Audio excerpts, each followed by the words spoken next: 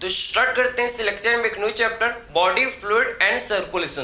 हम लोग मेन बात करेंगे इसमें कौन से बॉडी फ्लूइड के बारे में, भी ब्लड के बारे में स्टार्ट करते हैं ब्लड से। तो आखिर में ब्लड क्या होता है? ब्लड हम लोग का फ्लूइड कनेक्टिव टिश्यू है। आखिर में जो ब्लड का कलर है, कौन से कलर का होता है? ब्लड रेड कलर का। हरा पीला नीला क्यों नहीं होता? आखिर में ब्लड रेड ही कलर का क्यों होता है? क्या रीजन है भैया? क्योंकि आखिर में ब्लड के अंदर क्या होता है बताओ जरा। ब्लड के अंदर हम लोग के भाई RBC red blood cell present होते हैं, जो कि आप समझो कि ब्लड को भाई रेड कलर प्रोवाइड करते हैं, जिसकी वजह से जो ब्लड का कलर है लाल होता है, पीला हरा नहीं होता। क्योंकि आरबीसी क्या होता है? ब्लड में प्रेजेंट होता है most abundant cell. RBC red blood cell क्या भैया? मोस्ट अबेंडेंट सेल है, जो कि हम लोग के ब्लड में भाई प्रेजेंट होता है। उसीलिए ब्लड का कलर कैसा होता है? रेड कलर का होता है। ठीक है। आखिर में आरबीसी, आरबीसी क्यों होता है रेड भाई? आरबीसी आखिर में क्यों होता है रेड? क्योंकि आरबीसी के अंदर क्या होता है? आरबीसी कंटेन करते हैं क्या? हेमोग्लोबिन। आरबीसी के अंदर भाई हेमोग्लोबिन होता है, इसीलिए आप समझो कि जो आरबीसी का कलर ये क्या होता है? रेड कलर का होता है। तो आपको याद पता चल गया कि आखिर में क्यों भैया, क्यों आखिर में ब्लड का कलर रेड होता है, आपको आज पता चल गया। ठीक है। तो आखिर में ब्लड का बात करेंगे तो आखिर में ब्लड क्या होता है भाई? ब्लड हम लोग का भैया क्या बताओ? Fluid connective tissue. ब्लड क्या होता है भाई? ये है भाई fluid connective tissue. Fluid connective tissue है ब्लड। ठीक है। और आखिर में ब्लड का आप समझना कि जो ब्लड है फ्लूइड कनेक्टिव टिश्यू है। ठीक है। आप समझो कि इसके बाद आगे समझो कि भैया कि आखिर में जो है क्या कंटेन करता है भाई? आप समझो कि जो है ब्लड हम लोग का भाई रेड, कौन से कलर का भैया? रेड कलर का होता है। ठीक है। कौन से कलर का भाई? रेड कलर का होता है। ठीक है। रेड कलर का होता है। और आखिर में क्या कंटेन करता है? आप समझो कि जो ब्लड है रेड कलर का होता है, बिकॉज इट कंटेन क्या, क्यों भैया क्यों होता है? क्या रीजन है इसका? बिकॉज इट कंटेन क्या? बिकॉज इट कंटेन क्या कंटेन करता है भाई? आरबीसी। समझे? Red blood cell. Because it contain RBC. क्योंकि ये क्या कंटेन करता है भाई?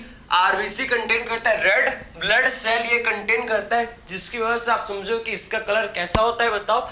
इसका कलर होता है रेड कलर का होता है। समझे? आरबीसी में क्या होता है प्रेजेंट? आप समझो कि आरबीसी में हम लोग का क्या होता है भैया? इन आरबीसी आप समझना है कि इन आरबीसी, आरबीसी में क्या होता है? In RBC haemoglobin. आप समझो कि in RBC haemoglobin is present. RBC में क्या होता है भाई? हेमोग्लोबिन प्रेजेंट होता है। हेमोग्लोबिन क्या होता है भैया?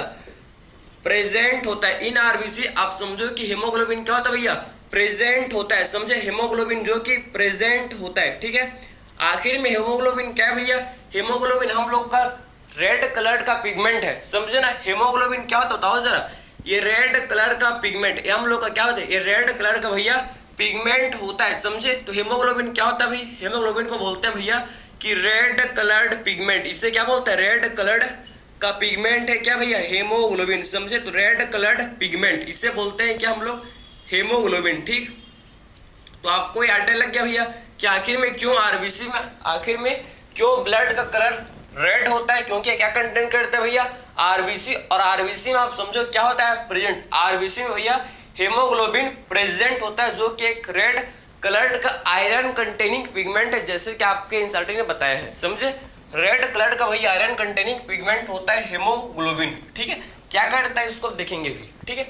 यहाँ तक आपको समझ है। ठीक है। आखिर में ब्लड में क्या होता है भैया? ब्लड का कंपोजिशन क्या बताओ जरा। तो आखिर ब्लड क्या कंटेन करता है? ब्लड कंटेन करता है भैया प्लाज्मा। और क्या कंटेन करता है भैया? और क्या होता है ब्लड में? हम लोग के प्लाज्मा एंड फॉर्म्ड एलिमेंट्स जो कि प्रेजेंट होते हैं। समझे ना? तो आखिर में ब्लड में आप समझना है क्या होता है? हम लोग का इसमें होता है भैया प्लाज्मा। इसमें क्या होता है बताओ जरा। इसमें हम लोग क्या होता है भैया? एक हम लोग का 55% ब्लड में आप समझो 55% ब्लड में हम लोग क्या होते हैं क्या? प्लाज्मा। कितना होता है भैया? 55% होते हैं प्लाज्मा। एंड 45% ब्लड में क्या होता है भाई? Formed elements. क्या हो? कितने? 45% ब्लड में भैया फॉर्म्ड एलिमेंट्स, जो कि क्या होते हैं? प्रेजेंट। ठीक है। तो फॉर्म्ड एलिमेंट्स कितना होता है भाई? 45% फॉर्म्ड एलिमेंट्स होते हैं। बाकी हम लोग क्या आप समझो कि प्लाज्मा जो कि 55% क्या होता है भाई? प्रेजेंट होते हैं। ठीक है। समझे ना? तो आखिर में आप समझना है कि फॉर्म्ड एलिमेंट्स में आते हैं क्या? वही हम लोग के आरबीसी, डब्ल्यूबीसी एंड प्लेटलेट्स। ये हम लोग का तीन चीज आते हैं किसमें भैया? फॉर्म्ड एलिमेंट्स में। क्या क्या आता है बताओ जरा। इसमें हम लोग क्या आता है बताओ जरा। इसमें हम लोग क्या आता है भाई? RBC red blood cell. समझे? डब्ल्यूबीसी व्हाइट ब्लड सेल, समझे। और क्या आता है इसमें भैया, और इसमें हम लोग क्या आता है बताओ, और क्या आता है इसमें, और हम लोग क्या आता है भैया, प्लेटलेट्स। ये हम लोग के तीन क्या भैया, फॉर्म्ड एलिमेंट्स। ये हम लोग क्या भाई, फॉर्म्ड एलिमेंट्स, समझे। आरबीसी, डब्ल्यूबीसी एंड प्लेटलेट्स, ये हम लोग के क्या भैया, फॉर्म्ड एलिमेंट्स है, फॉर्म्ड एलिमेंट है, समझे। अब बात करते हैं प्लाज्मा। तो आखिर में प्लाज्मा में क्या होता है, प्लाज्मा में भाई 90 से 92% वाटर होता है प्रेजेंट, समझे ना। तो प्लाज्मा के अंदर आप समझना कि क्या होता है, क्या क्या चीज इसके अंदर होते हैं। तो इसके अंदर आप समझो कि 90 से 92% क्या होता है भैया, प्लाज्मा में 90 से 92% वाटर होता है, समझे। 90 से 92% वाटर होता है, ठीक है।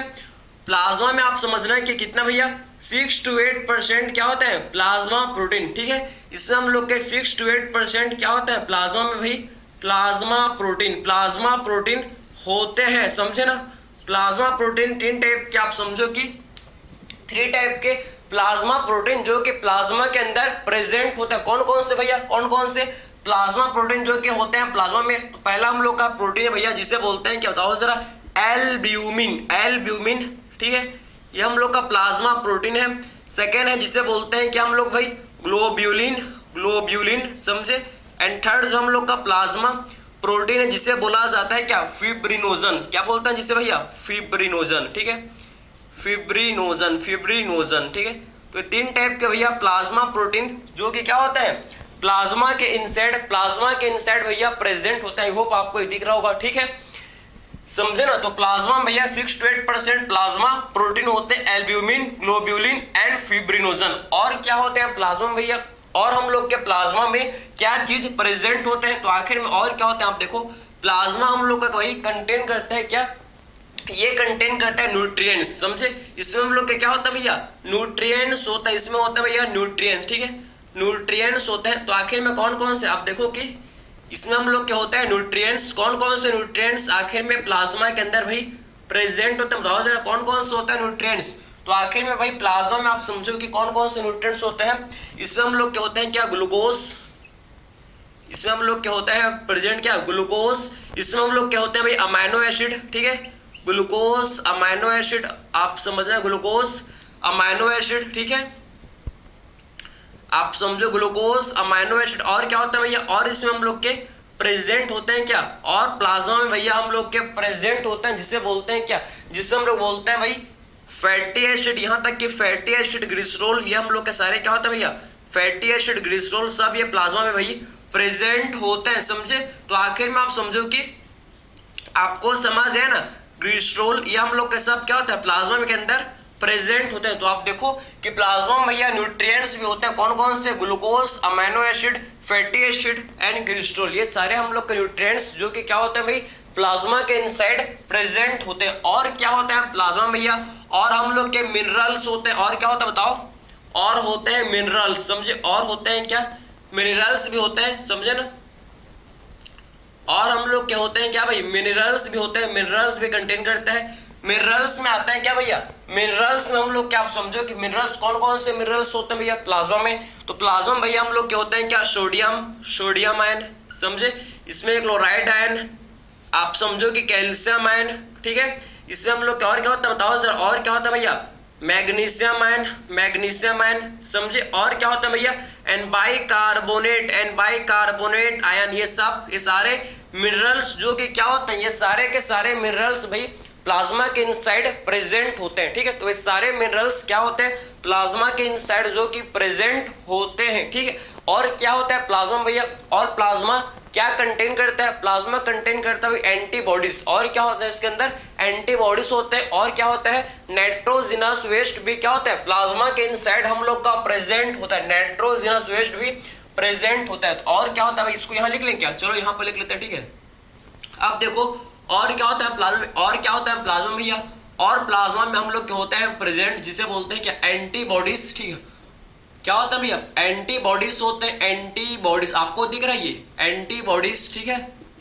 और क्या होता है भाई, और इसके अंदर हम लोग का नाइट्रोजिनस वेस्ट। और भाई क्या होता है, N two waste means nitrogenous waste. N two waste का मतलब नाइट्रोजिनस वेस्ट, समझे बात को। तो आखिर में देखो भैया प्लाज्मा के अंदर इतना सारा कुछ होता है कि हम लोग का बोर्ड नहीं पकड़ पा रहा है, समझे ना, हम लोग का बोर्ड पकड़ नहीं पा रहा है, बात समझ गए आपको, ठीक है। तो आखिर में प्लाज्मा में आपने समझा कि प्लाज्मा जो कि भैया ब्लड का 55% कंट्रीब्यूट करता है और फॉर्म्ड एलिमेंट्स जो कि कितने होते हैं भैया 45% ये होते हैं, ठीक है। तो आखिर में प्लाज्मा में आप देखो भाई क्या होता है, आप देखो प्लाज्मा में 90 से 92% वाटर होता है, ठीक है। प्लाज्मा में भाई 6 to 8% प्लाज्मा प्रोटीन, तीन टाइप के क्या होते हैं प्लाज्मा प्रोटीन, आखिर में क्या करते हैं इसको भी देखेंगे, ठीक है। एल्ब्यूमिन, ग्लोब्यूलिन एंड फिब्रिनोजन, ये तीन टाइप के प्लाज्मा प्रोटीन जो कि होते हैं प्लाज्मा में, ठीक है। प्लाज्मा में भाई हम लोग क्या और क्या होता है न्यूट्रिएंट्स होते हैं, ठीक है। और क्या होता है भाई इसमें हम लोग के मिनरल्स भी होते हैं, जैसे कि sodium ion, chloride ion, calcium ion, magnesium ion and bicarbonate ion, जो कि क्या होते हैं सब मिनरल्स जो कि प्लाज्मा के इनसाइड प्रेजेंट होते हैं भाई। और क्या होता है प्लाज्मा भैया, और हम लोग के इसमें एंटीबॉडीज, तो आखिर में एंटीबॉडीज को कौन सीक्रेट करता है, प्लाज्मा सेल। जो प्लाज्मा सेल होते हैं वो क्या करते हैं भाई एंटीबॉडीज को सीक्रेट करते हैं, ठीक है। और इसमें नाइट्रोजनस वेस्ट जैसे कि अमोनिया, यूरिया, यूरिक एसिड, इसमें हम लोग के नाइट्रोजनस वेस्ट भी क्या होता है प्लाज्मा के इनसाइड प्रेजेंट होते हैं, जैसे कि ammonia, urea and uric acid, ये तीन टाइप के क्या होता है भाई नाइट्रोजनस वेस्ट, जो हम लोग के बॉडी में क्या होता है भाई फॉर्म होते बनते हैं, जो कि हम लोग के बॉडी में भैया फॉर्म होते हैं, ठीक है, समझे ना। तो आपको इसका कंपोजिशन प्लाज्मा का भैया आपको कंपोजिशन समझ जाए कि एक्चुअली प्लाज्मा क्या क्या चीज कंटेन करते हैं, आपने समझ लिया, इसको अच्छे से आप लिख सकते हो। फिर हम लोग स्टार्ट करेंगे इससे भैया फॉर्म्ड एलिमेंट्स को हम लोग पहले सबसे पहले बात करेंगे प्लाज्मा प्रोटीन के बारे में, ठीक है, कि एक्चुअल में प्लाज्मा प्रोटीन क्या फंक्शन परफॉर्म करता है। फिर बात करेंगे भाई फॉर्म्ड एलिमेंट्स के बारे में, ठीक है। तो आप इसको अच्छे से आप देखो भाई, आप देख लो, मैं भी देख रहा हूँ भाई कि आपको अच्छे से सब चीज आपको अच्छे से दिख रहा है कि नहीं दिख रहा है, हाँ भाई चलो ठीक, परफेक्ट, हर चीज आपको अच्छे से आपको विजुअल है, यही चाहिए मेरे को, आपको यही चाहिए, ठीक है, अच्छे से हमको दिखे, समझ आना चाहिए, ठीक है। अभी स्टार्ट करते हैं हम लोग, बात करेंगे भाई तीनों प्रोटीन है, जो तीन प्लाज्मा प्रोटीन है, आखिर में इनका क्या फंक्शन क्या फंक्शन भाई ये परफॉर्म करते हैं, इसको हम लोग अब डिस्कस करेंगे, ठीक है। चलो भाई समझे, ये बिकॉज को यहाँ पर सी लगा देना भाई, बिकॉज, ठीक है, यहाँ पर जल्दी जल्दी में भाई यहाँ पर इसको ठीक कर लेना भाई, ठीक है, बिकॉज लिख देना इसको, बिकॉज इसको सही कर लेना, ठीक है, जल्दी जल्दी में थोड़ा सा एक लेटर छूट गया, ठीक है। अब देखना भाई हम लोग बात करते हैं क्या भैया, हम लोग बात करते हैं भाई हम लोग किसके बारे में बताओ जरा। अब बात करते हैं हम लोग प्लाज्मा प्रोटीन के बारे में, तीन टाइप के भैया हम लोग इसमें थ्री टाइप के क्या होते हैं प्लाज्मा प्रोटीन भैया ये कंटेन करते हैं। सबसे पहले बात करते हैं एल्ब्यूमिन, ग्लोबुलिन एंड फिब्रिनोजन, ठीक है। देखो भाई तो तीन टाइप के प्लाज्मा प्रोटीन जो कि प्लाज्मा के इनसाइड प्रेजेंट होते हैं भैया, ठीक है, कौन कौन से बताओ जरा। प्लाज्मा प्रोटीन, ठीक है। तो प्लाज्मा प्रोटीन भाई तीन टाइप के, थ्री टाइप के होते हैं, कौन कौन से भाई थ्री टाइप के, तीन प्रकार के क्या होता है प्लाज्मा प्रोटीन होता है, कौन कौन से भैया एल्ब्यूमिन, ग्लोब्यूलिन एंड फिब्रिनोजन, भैया फिब्रिनोजन, ठीक है, समझे ना। तो आखिर में पहला जो है जिसे बोलते हैं क्या एल्ब्यूमिन, ठीक है। सेकंड जिसे बोलते हैं क्या ग्लोब्यूलिन, सेकंड टाइप है जिसे बोलते हैं भैया ग्लोब्यूलिन, ठीक है। एंड थर्ड जो हम लोग का है जिसे बोलते हैं क्या बताओ जरा फिब्रिनोजन, थर्ड है जिसे बोलते हैं क्या फिब्रिनोजन, ठीक है, फिब्रिनोजन, ठीक है। तीन टाइप के क्या होता है प्लाज्मा प्रोटीन।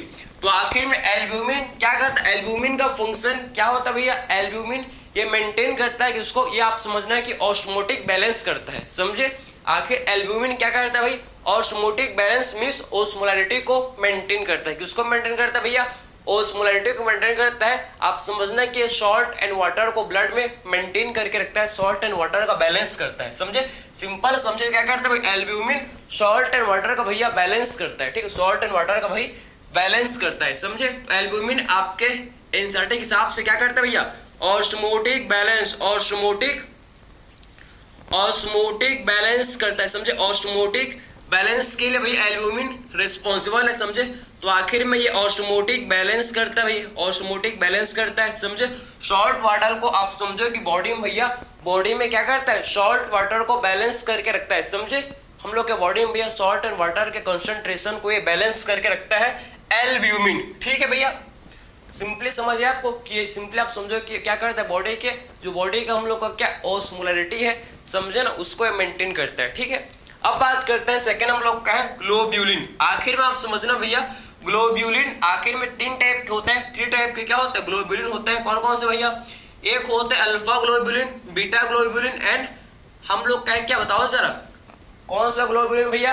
गामा ग्लोब्यूलिन, समझे ना। तो अल्फा, बीटा एंड क्या एंड गामा, समझे। कौन कौन से भैया? अल्फा ग्लोब्यूलिन, समझे। Beta globulin, alpha globulin, beta globulin and कौन सा भैया? गामा ग्लोब्यूलिन एंड कौन सा भाई? गामा ग्लोब्यूलिन, ठीक है।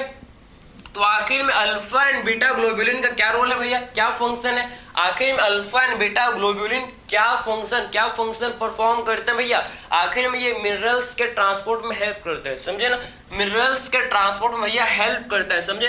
तो हेल्प्स इन मिनरल्स ट्रांसपोर्ट, क्या बोल सकते हैं? सिंपली बोल सकते हैं भैया कि हेल्प्स इन मिनरल्स ट्रांसपोर्ट। ये भैया मिनरल्स के ट्रांसपोर्ट में इनका रोल होता है, मिनरल्स के ट्रांसपोर्ट में इनका रोल होता है, मिनरल्स के ट्रांसपोर्ट में हेल्प करता है, ठीक है। फिर बात करते हैं भाई आखिर में ये ग्लोब्यूलिन, ठीक है। आखिर में आप समझना कि जो गामा ग्लोब्यूलिन है इसी को बोलते हैं क्या? इम्यूनो ग्लोब्यूलिन इसे बोलते हैं। गामा ग्लोब्यूलिन को ही क्या बोलते हैं? इसी को ही बोला जाता है क्या? Immuno globulin. इसी को ही क्या बोलते हैं भाई हम लोग? इम्यूनो ग्लोब्यूलिन बोलते हैं, इम्यूनो ग्लोब्यूलिन बोलते हैं, ठीक है। आखिर में ये इम्यूनोग्लोब्यूलिन इसका रोल किसमें भैया? Defence system. इसका रोल किसमें होता है? डिफेंस सिस्टम में होता है, समझे। इसका रोल आपको याद होना चाहिए कि डिफेंस सिस्टम में इसका, डिफेंस में आप समझो कि डिफेंस में इसका क्या होता है? डिफेंस में इसका रोल होता है, समझे ना। तो बॉडी के डिफेंस में आप समझना कि हम लोग का भैया इम्यूनोग्लोब्यूलिन काम करता है। जो भी बॉडी में पैथोजेंस आते हैं, पैथोजेंस जो भी बॉडी में फॉरेन पार्टिकल्स एंटर करते हैं उसको ये क्या करता है? इम्यूनोग्लोब्यूलिन उसको खत्म करता है, समझे। डिस्ट्रॉय कर देता है, समझे ना, किल कर देता है, ठीक है। तो इम्यूनोग्लोब्यूलिन का भैया डिफेंस में हम लोग के बॉडी के भाई डिफेंस में क्या होता है? इनका रोल होता है, ठीक है। हम लोग के बॉडी में, हम लोग के बॉडी के डिफेंस के लिए आप समझो कि इनका रोल है इम्यूनोग्लोब्यूलिन का, ठीक है। समझ है आपको। तो 3 टाइप के भाई ग्लोब्यूलिन होते हैं। कौन कौन से? Alpha, beta and gamma. Alpha beta जो कि मिनरल्स के ट्रांसपोर्ट में हेल्प करते हैं, समझे ना। बाकी हम लोग के गामा ग्लोब्यूलिन जो कि है भैया इसी को बोलते हैं इम्यूनो ग्लोब्यूलिन, जो कि डिफेंस में इसका रोल होता है, ठीक है। अब बात करते हैं फिब्रिनोजन। तो आखिर में ये जो फिब्रिनोजन है भैया किसमें हेल्प करता है? आप समझो कि ब्लड क्लॉटिंग, समझे। इसका रोल किसमें होता है बताओ जरा? ये किसमें इन्वॉल्व होता है भैया? ये ब्लड क्लॉटिंग में इन्वॉल्व होता है, समझे। तो इन्वॉल्व इन ब्लड क्लॉटिंग, तो किसमें इन्वॉल्व होता है भैया हम लोग का? ये इन्वॉल्व इन ब्लड क्लॉटिंग, समझे। तो ये ब्लड क्लॉटिंग में इन्वॉल्व होता है या इन्वॉल्व होता है, समझे ना। तो ब्लड क्लॉटिंग में क्या होता है भैया? इन्वॉल्व होता है हम लोग का कौन सा बताओ जरा? ब्लड क्लॉटिंग में इन्वॉल्व होता है भाई फिब्रिनोजन। तो आपको तीनों टाइप के प्लाज्मा प्रोटीन के बारे में अच्छे से आपको पता लग गया भैया कि कौन सा प्लाज्मा प्रोटीन क्या फंक्शन परफॉर्म करता है, आपने जान लिया, समझे। एल्ब्यूमिन क्या करता है भैया? Osmotic balance. ग्लोब्यूलिन क्या करते हैं आपने देख लिया। फिब्रिनोजन क्या करता है भैया? ये किसमें इन्वॉल्व है बताओ जरा? ब्लड क्लॉटिंग में इन्वॉल्व होता है, समझे ना। इसको देखेंगे प्लेटलेट्स में जब हम लोग कोआगुलेशन, आखिर ब्लड का कोआगुलेशन कैसे होता है तब हम लोग समझेंगे आखिर में इस फिब्रिनोजन से क्या फॉर्म होता है, हर चीज को डिस्कस करेंगे, समझे ना। अभी आपको यहाँ तक आपको समझ आया भाई प्लाज्मा प्रोटीन, तीनों टाइप के आपने प्लाज्मा प्रोटीन को देख लिया। अब इसके बाद स्टार्ट करते हैं हम लोग आरबीसी फॉर्म्ड एलिमेंट से स्टार्ट करेंगे। फॉर्म्ड एलिमेंट्स में आता है क्या? RBC, WBC and platelet. सबसे पहले स्टार्ट करते हैं भैया फॉर्म्ड एलिमेंट्स किससे? आरबीसी से, समझे। तो फॉर्म्ड एलिमेंट्स में सबसे पहले हम लोग देखेंगे भैया आरबीसी के बारे में, आरबीसी रेड ब्लड सेल के बारे में, समझे ना। यहां तक आप समझ गए ना भैया, काफी सिंपल है। तो आखिर में आपके इंसर्टेंट भाई एक लाइन को आप अच्छे से याद रखना कि अगर मैं प्लाज्मा से भैया देखो, अगर मैं प्लाज्मा से मैं क्या करूं भैया, अगर मैं प्लाज्मा से क्लॉटिंग फैक्टर को रिमूव कर दूं, अगर मैं प्लाज्मा से भैया क्या कर दूं, क्लॉटिंग फैक्टर को माइनस कर दूं, प्लाज्मा से अगर मैं क्या करूं, क्लॉटिंग फैक्टर, जो क्लॉटिंग फैक्टर क्या होता है, प्लाज्मा के इनसाइड प्रेजेंट होता है ना, प्लाज्मा में क्लॉटिंग फैक्टर होते हैं। अगर मैं प्लाज्मा से क्लॉटिंग फैक्टर को हटा दूं तो क्या बोलते हैं भैया इसको बोलते हैं क्या? सीरम, समझे। इसको बोलते हैं क्या? सीरम। इसे बोलते हैं क्या भैया?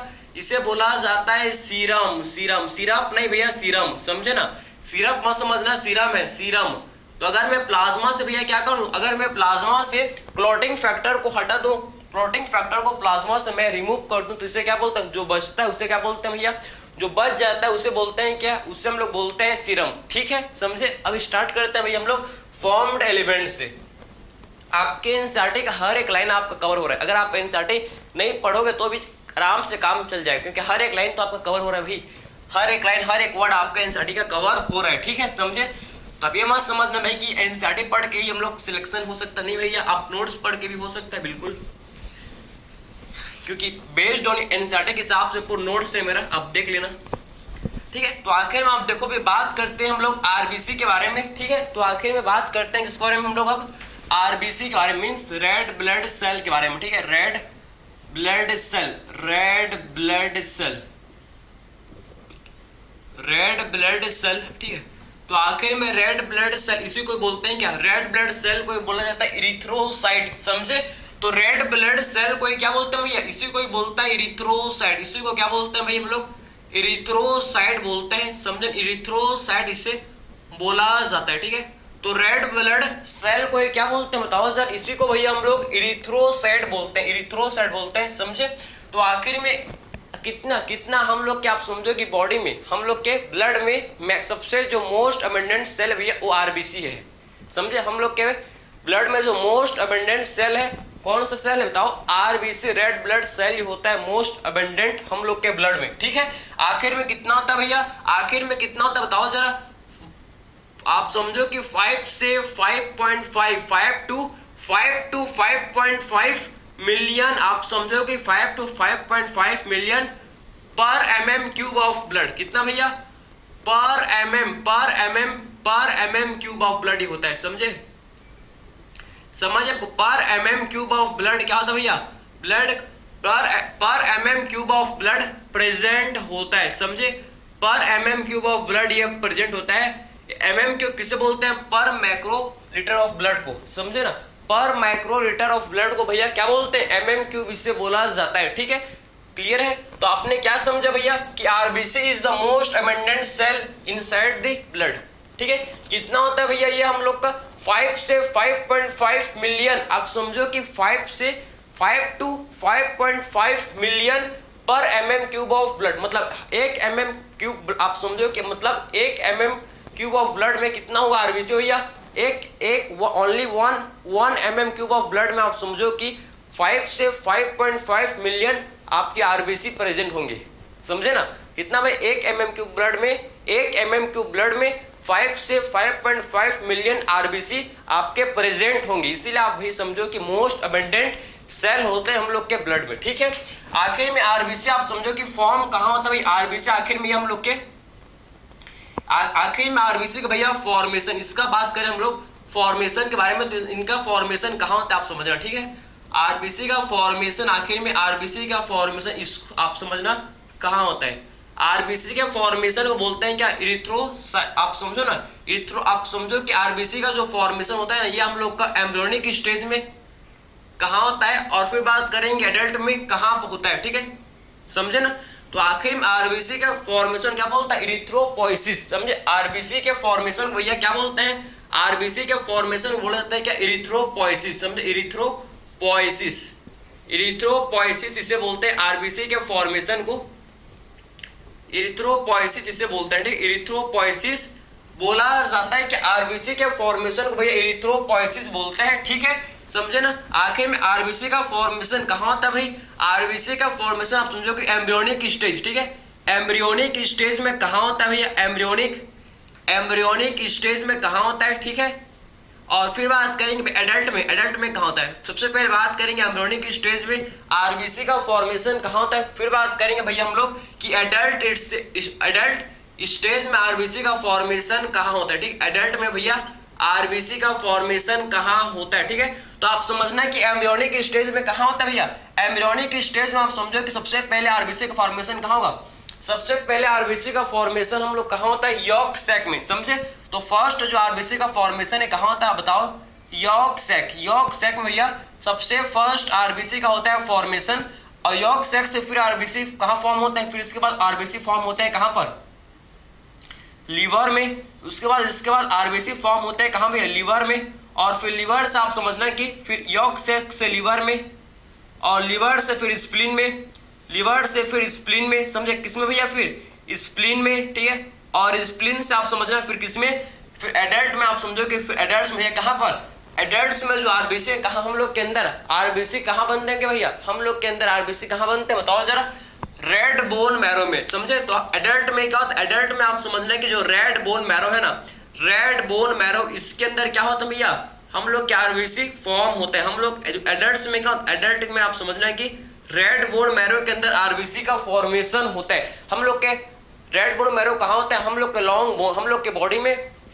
हम लोग के बॉडी के भैया लॉन्ग बोन्स में क्या होता है, लॉन्ग बोन के अंदर हम लोग के रेड बोन मैरो होता है। जैसे कि हम लोग के फीमर, जो हम लोग के फीमर का बोन है, ये लॉन्ग बॉडी का भैया लॉन्गेस्ट बोन, इसमें क्या होंगे हम लोग की, इसमें हम लोग क्या होता है भैया, रेड बोन मैरो। और आखिर में रेड बोन मैरो के इनसाइड ही क्या होता है भाई, आरबीसी का फॉर्मेशन। जो एडल्ट है, अब मैं एडल्ट हूँ, आप भी एडल्ट हो भैया, समझे। तो आपके अंदर भी मेरे अंदर भी अलग बात है, अगर आप एडल्ट नहीं हो तो ठीक है। तो आपके अंदर और मेरे अंदर आप समझना है कि आरबीसी का फॉर्मेशन कहाँ होगा भैया, रेड बोन मैरो के अंदर क्या होगा, आरबीसी का फॉर्मेशन होगा। लेकिन जो बच्चे हैं आप समझो कि embryonic stage means embryonic stage में आप समझना कि आरबीसी का फॉर्मेशन यॉक सैक में, लीवर एंड स्प्लीन में होता है। एडल्ट में भैया रेड बोन मैरो के अंदर होता है, ठीक है। आखिर में आरबीसी जो है भैया, अब बात करता है कुछ इंपॉर्टेंट पॉइंट्स कि आरबीसी का शेप कैसा होता है भैया, आपको पता होगा आरबीसी का शेप कैसा होता है बताओ सर। आरबीसी का जो शेप है, इसका शेप कैसा होता है, बाई कनकेव, ठीक है। आरबीसी का शेप कैसा होता है भाई, बाई कनकेव होता है, ये तो आपको पता है, ठीक है। बाई कनकेव इसका होता है शेप, ठीक है। तो बाई कनकेव क्या होता है, इसका शेप होता है, ठीक है। बाई कनकेव इसका आपको ऐसी शेप आपको इसको देखने को मिलेगा, बाई कनकेव होता है। आरबीसी में न्यूक्लियस नहीं होता, आरबीसी आपका हम लोग का कैसा होता है भैया, ई न्यूक्लिएटेड। आप समझना कि आरबीसी कैसा होता है भाई, ई न्यूक्लिएटेड। ई न्यूक्लिएटेड मीन्स आरबीसी के इनसाइड न्यूक्लियस क्या होता है, एब्सेंट। आरबीसी में न्यूक्लियस प्रेजेंट बिल्कुल नहीं होता, समझे ना। तो आरबीसी में क्या होता है भैया, न्यूक्लियस एब्सेंट होते हैं, आरबीसी के इनसाइड न्यूक्लियस प्रेजेंट नहीं होते, न्यूक्लियस एब्सेंट। आरबीसी में भैया न्यूक्लियस एब्सेंट होते हैं। आप समझना कि आरबीसी में भैया और क्या होते हैं, आरबीसी में भैया हम लोग के सेल ऑर्गेनल भी एब्सेंट, सेल ऑर्गेनल एब्सेंट होते हैं। मतलब आरबीसी में भैया माइटोकॉन्ड्रिया प्रेजेंट नहीं होता, माइटोकॉन्ड्रिया एब्सेंट होते हैं भाई, समझे ना। आरबीसी में भैया माइटोकॉन्ड्रिया एब्सेंट, आरबीसी के अंदर माइटोकॉन्ड्रिया प्रेजेंट नहीं होते, आरबीसी माइटोकॉन्ड्रिया क्या होता है भैया, एब्सेंट। ये हम लोग का होता है एब्सेंट। इसीलिए आप समझो कि आरबीसी में माइटोकॉन्ड्रिया नहीं होता प्रेजेंट, इसीलिए आरबीसी में आप समझना कि एनएरोबिक, एनएरोबिक क्या होता है भैया, एनएरोबिक रेस्पिरेशन होता है, समझे। तो आरबीसी के इनसाइड हम लोग को किस टाइप का रेस्पिरेशन देखने को मिलता है भैया, तो इनसाइड आरबीसी हम लोग का कैसा होता है रेस्पिरेशन, एनएरोबिक, समझे। एनएरोबिक रेस्पिरेशन, एनएरोबिक रेस्पिरेशन होता है, ठीक है।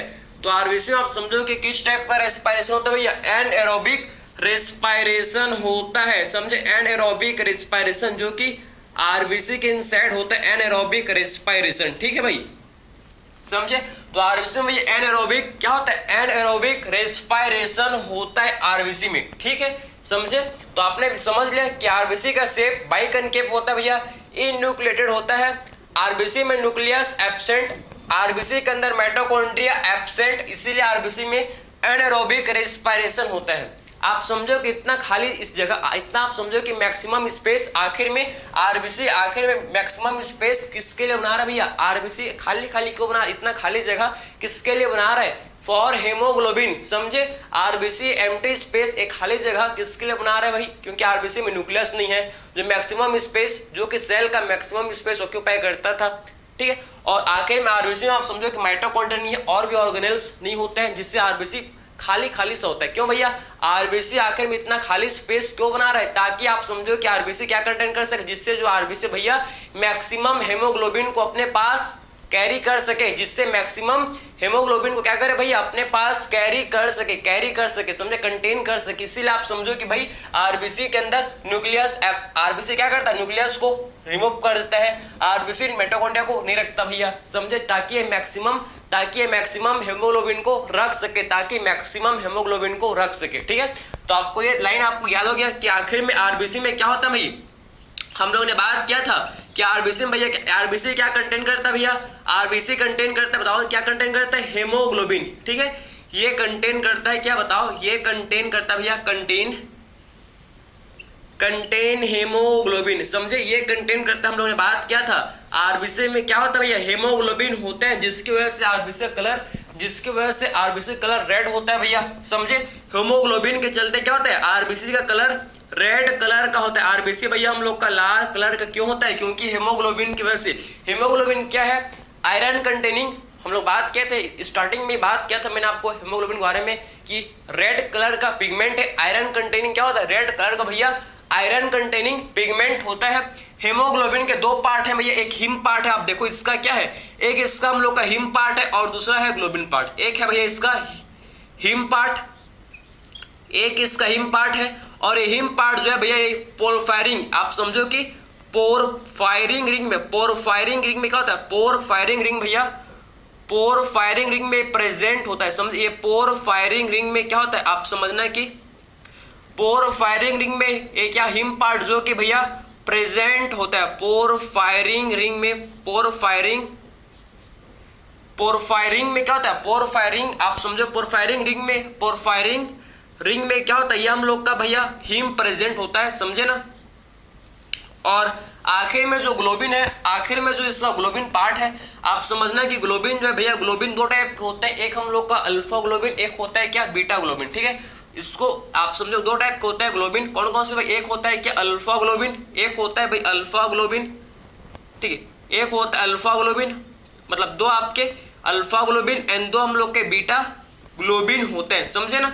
तो दो alpha globin and two beta globin chain जो कि होते हैं भैया इसमें, किसमें भैया, हेमोग्लोबिन में। समझ है आपको। तो आपने क्या समझा भाई, आपने ये समझा कि आरबीसी कंटेन करता है क्या, हेमोग्लोबिन। आरबीसी के इनसाइड हेमोग्लोबिन होता है प्रेजेंट, ठीक है भाई। और हेमोग्लोबिन में आप समझना कि हेमोग्लोबिन में हिम पार्ट होता है, हिम जो कि हिम हम लोग का पोरफायरिंग रिंग में होता है प्रेजेंट। एंड ग्लोबिन में बात करेंगे भैया तो इसमें दो alpha and two beta globin chain होते हैं, दो alpha globin chain and two beta globin chain जो कि आरबीसी के अंदर क्या होता है भैया, प्रेजेंट होते हैं। समझते हैं आपको। और ये भी आपको पता होना चाहिए कि आप समझो कि 100 ml ब्लड में, 100 ml ब्लड में क्या होता है भैया, 100 ml ब्लड ये कंटेन करता है कितना भैया, 100 ml ब्लड ये कंटेन करता है भैया, क्या बताओ जरा, 100 ml ब्लड जो कि हम लोग आप समझो कि 100 ml ब्लड में 12 to 16 ग्राम क्या होता है भैया, हेमोग्लोबिन प्रेजेंट होता है, समझे।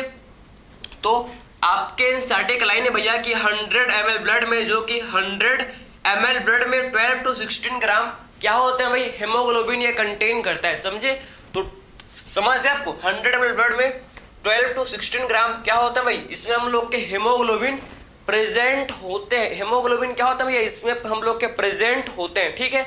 समझे बात को, आगे बढ़ें क्या, ठीक है। तो आरबीसी रेड ब्लड सेल कितने भाई बताओ सर, 5 से 5.5 मिलियन पर mm³ ऑफ ब्लड प्रेजेंट होते हैं। आरबीसी के फॉर्मेशन को इरिथ्रोपोएसिस, आरबीसी का फॉर्मेशन एम्ब्रियोनिक स्टेज में यॉर्क सेक में होता है, फिर लिवर, फिर स्प्लीन। एडल्ट में आरबीसी का फॉर्मेशन कहाँ होता है, किसमें भैया, रेड बोन मैरो में, समझे। और आखिर में आरबीसी बाइकनकेव शेप के होते हैं, बाइकनकेव शेप के होते हैं, इनन्यूक्लिएटेड होते हैं, न्यूक्लियस एब्सेंट होता है, माइटोकॉन्ड्रिया एब्सेंट होता है। आरबीसी के अंदर एनारोबिक रेस्पिरेशन होता है। आरबीसी क्या कंटेन करता है भैया, आरबीसी में देखो कि 100 ml ब्लड में भैया 12 to 14 ग्राम क्या होता है, हेमोग्लोबिन। हेमोग्लोबिन में एक हिम ग्रुप होता है, एक हम लोग का हिम ग्रुप जो कि पोरफायरिंग रिंग में होता है प्रेजेंट, और दूसरा हम लोग का भी इसमें ग्लोबिन होता है, 2 अल्फा ग्लोबिन प्रोटीन होता है and 2 alpha globin chain, 2 beta globin chain क्या होता है इसमें प्रेजेंट होते हैं, ठीक है। तो हेमोग्लोबिन में याद रखना कि 2 alpha globin chain and 2 beta globin chain जो कि हेमोग्लोबिन के में क्या होता है भैया, प्रेजेंट होते हैं, ठीक है। आगे बढ़े चलो भैया, और कुछ पॉइंट आपको याद रखना भैया, और इसका कुछ 1-2 पॉइंट आपको याद रखने हैं। कौन कौन से पॉइंट भैया हम लोग को याद रखने बताओ जरा, कि आखिर में आरबीसी का डिस्ट्रक्शन, आरबीसी का लाइफ स्पैन कितना होता है पता है आपको। आरबीसी का जो लाइफ स्पैन है, आप समझो कि आरबीसी का लाइफ स्पैन कितना होता है भैया, इसका लाइफ स्पैन भाई, लाइफ स्पैन मतलब कब तक, कितने दिन तक ये जिंदा रहता है, कितने दिन तक, आप समझो कि 120 डेज तक ये जीवित रहता है भैया, फिर इसका मर जाता है, फिर समझे।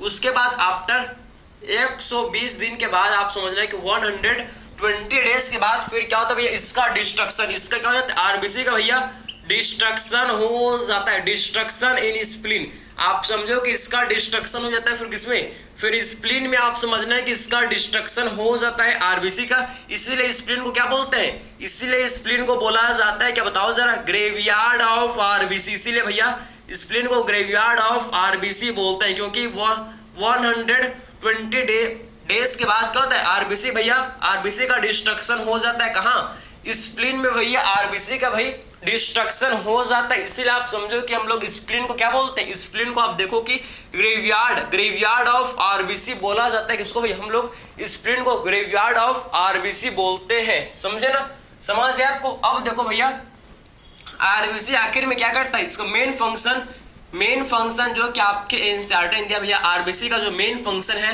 क्या करता है आरबीसी, बताओ जरा, ट्रांसपोर्ट ऑफ गैसेस, भैया गैसेस का ट्रांसपोर्ट, ऑक्सीजन एंड CO2 का भैया ट्रांसपोर्ट, समझे, ट्रांसपोर्ट ऑफ गैसेस, दो गैसेस का ट्रांसपोर्ट मेनली करता है, कौन कौन सा भैया, दो गैसेस का ट्रांसपोर्ट मेनली करता है ऑक्सीजन एंड CO2, समझे, तो ऑक्सीजन एंड CO2 का मेनली क्या करता है भैया, ट्रांसपोर्ट करता है आरबीसी, समझे, तो मेनली ये दो गैसेस का जो कि आरबीसी ट्रांसपोर्ट करता है। तो आरबीसी के बारे में आपने सब कुछ मैंने आपको इसके बारे में बताया।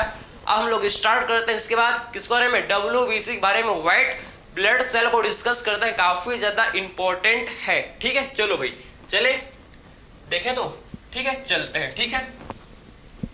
अब बात करते हैं भाई हम लोग WBC व्हाइट ब्लड सेल।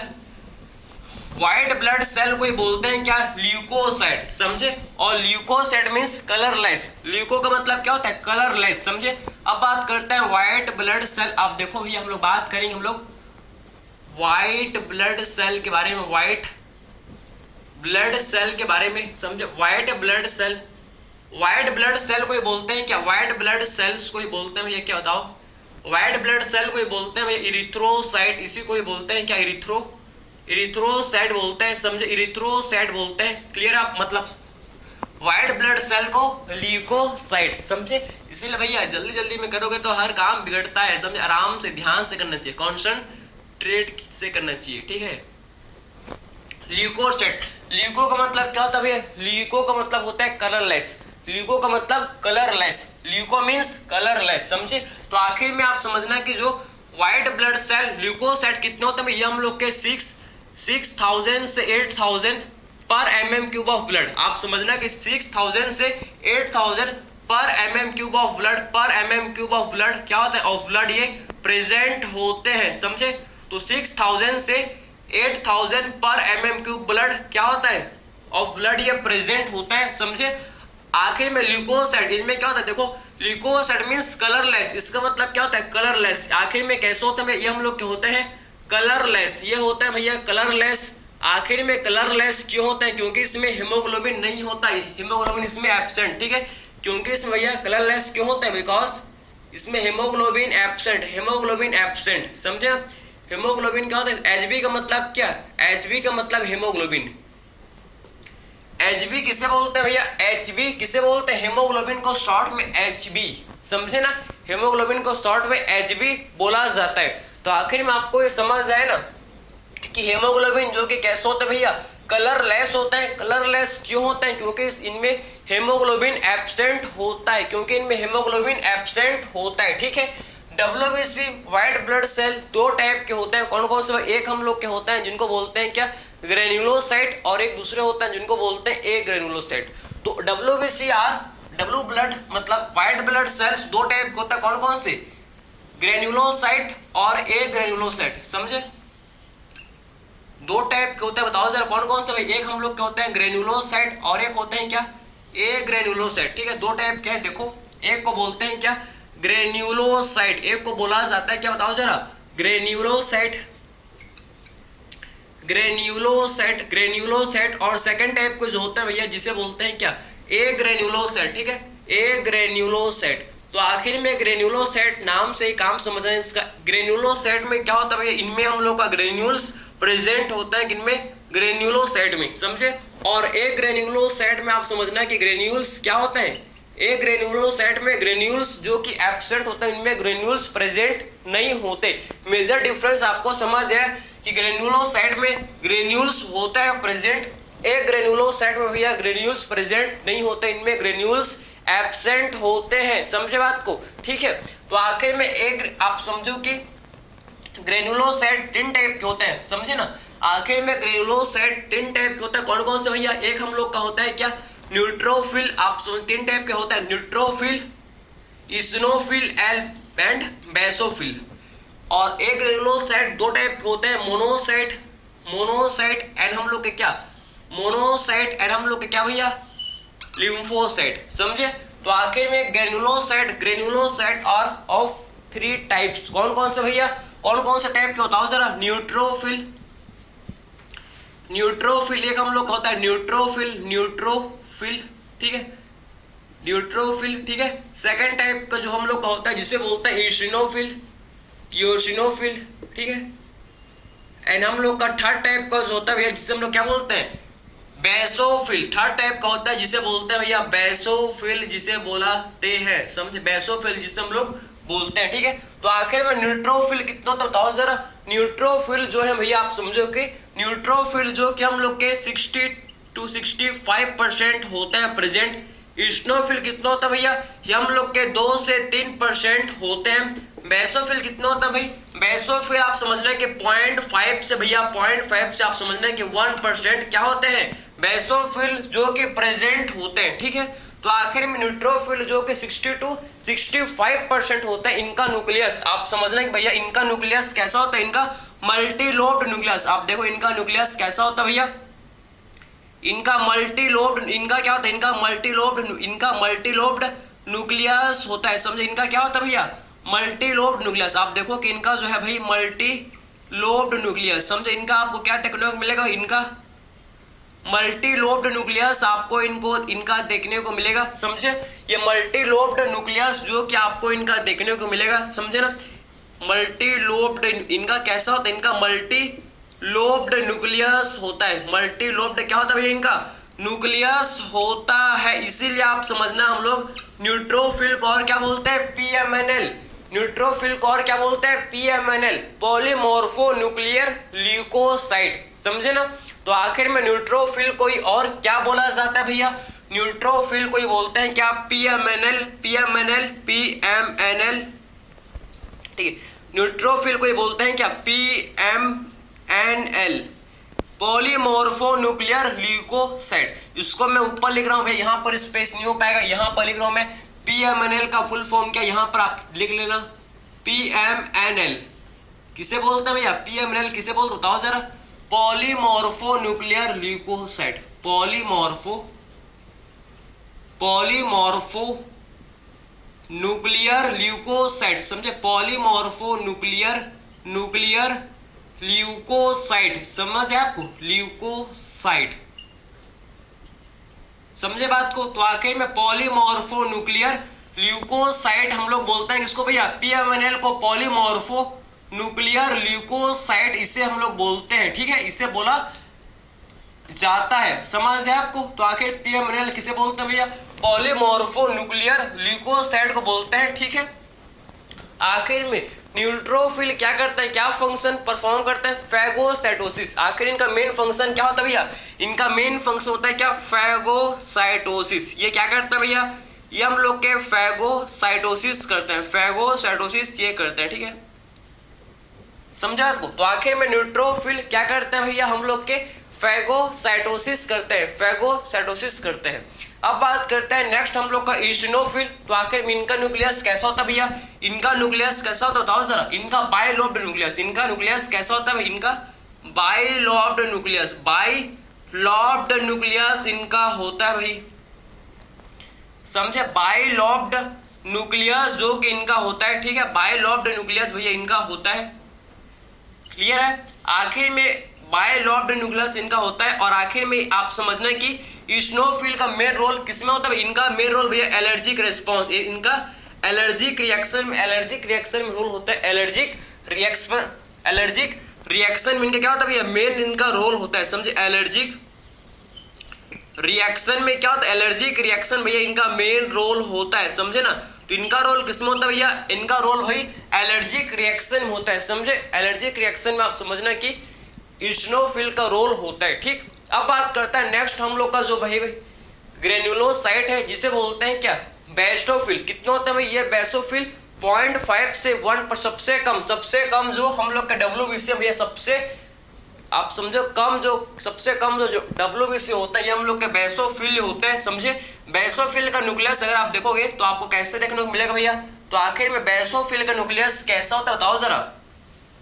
इनका न्यूक्लियस कैसा होता है भैया, इनका न्यूक्लियस आप समझो कि एस शेप का या फिर बोल सकते हैं कि हम लोग ट्राइलोब्ड, इनका एस शेप का या फिर हम लोग क्या बोलते हैं, इनका एस शेप का या फिर हम लोग बोलते हैं कि ट्राइलोब्ड न्यूक्लियस, इनका एस शेप या फिर हम लोग बोलते हैं क्या कि इनका ट्राइलोब्ड न्यूक्लियस होता है। इनका क्या होता है भैया, ट्राइलोब्ड न्यूक्लियस, समझे। तो एस शेप या फिर से बोलते हैं इनका न्यूक्लियस कैसा होता है, आप समझना है कि एस शेप का या फिर ट्राइलोब्ड न्यूक्लियस, समझे। तो इनका एस शेप का क्या होता है, न्यूक्लियस इनका होता है, समझे। तो इनका न्यूक्लियस कैसा होता है भैया, एस शेप का इनका क्या होता है, न्यूक्लियस होता है, एस शेप का इनका न्यूक्लियस होता है, समझे।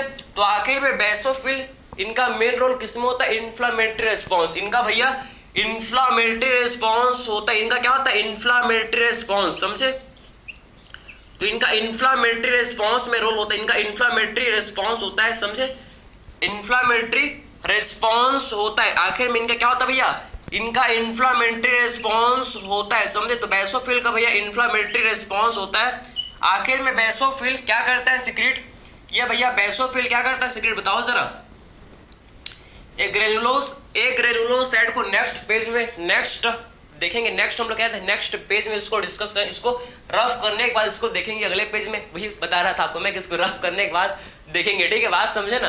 तो आखिर में आप समझो भाई कि बेसोफिल क्या करता है, सिक्रेट भैया ये हम लोग के सिक्रीट करता है, बेसोफिल भैया सिक्रीट करता है क्या बताओ जरा, ये हम लोग के भाई सिक्रीट करता है थ्री केमिकल्स कौन कौन से भैया, एक ये सिक्रीट करता है हिस्टामिन, आप समझ रहे हैं कि ये सिक्रीट करता है भैया हम लोग के हिस्टामिन, ये सिक्रीट करते हैं क्या बताओ जरा, हिस्टामिन, ये सिक्रीट करता है भैया सेरोटोनिन, ये सिक्रीट करता है सेरोटोनिन, और ये सिक्रीट करते हैं क्या हम लोग के हेपेरिन, और क्या करता है सिक्रेट, हेपेरिन, ठीक है।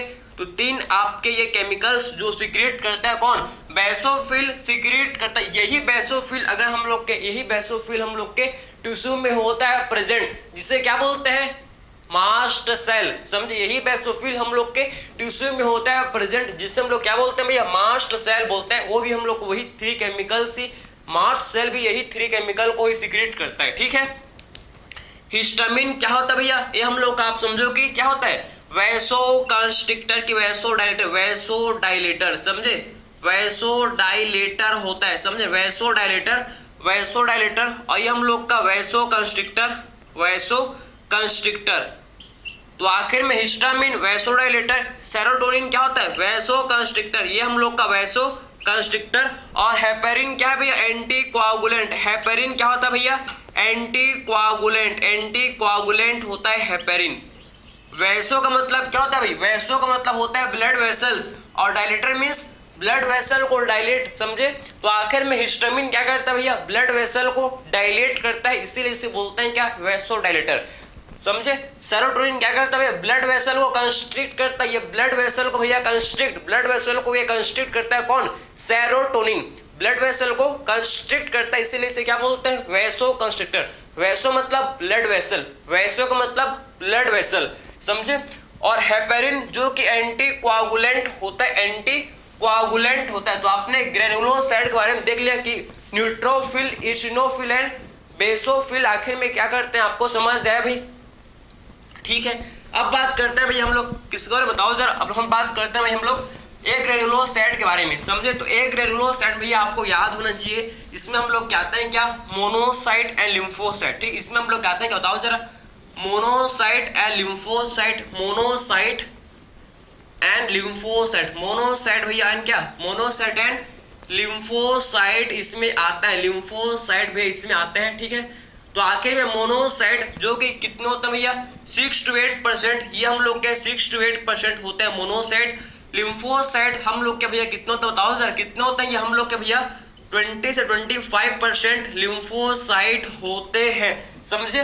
मोनोसाइट आप समझे, इनका न्यूक्लियस कैसा होता है, इनका न्यूक्लियस भैया किडनी शेप का या हॉर्सशू शेप, इनका भैया किडनी शेप, कैसे बोलते हैं, किडनी शेप, या फिर इसी के हमको बोलते हैं क्या, हॉर्सशू शेप, ठीक है। तो इनका न्यूक्लियस कैसा होता है भैया, इनका किडनी शेप का न्यूक्लियस होता है, समझे, इनका किडनी शेप का न्यूक्लियस होता है, ठीक है।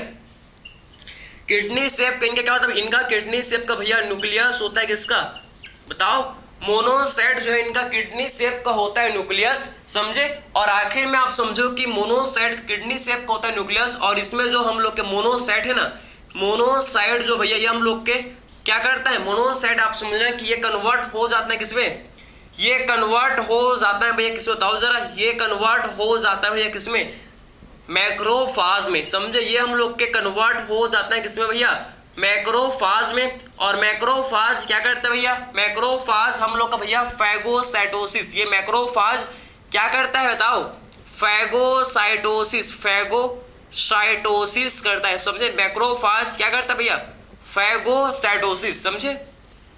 तो मैक्रोफाज क्या करता है भाई, ये फैगोसाइटोसिस करता है, समझे, फैगोसाइटोसिस करता है। कौन करता है फैगोसाइटोसिस भाई, हम लोग का, आप समझना कि मोनोसाइट जो कि कन्वर्ट हो जाता है किसमें, मैक्रोफाज में, और ये फिर क्या करता है भैया, फैगोसाइटोसिस करता है, सेल को इनगल्फ करके उसको किल कर देता है, ठीक है, सेल को इनगल्फ करके उसको किल कर देता है, ठीक है। लिम्फोसाइट और of two types, B lymphocyte and T lymphocyte, समझे। तो लिम्फोसाइट दो टाइप के होते हैं, दो टाइप के, बी लिम्फोसाइट और टी लिम्फोसाइट, समझे। बी एंड टी लिम्फोसाइट दो टाइप के क्या होता है भैया, लिम्फोसाइट होता है, B lymphocyte and T lymphocyte.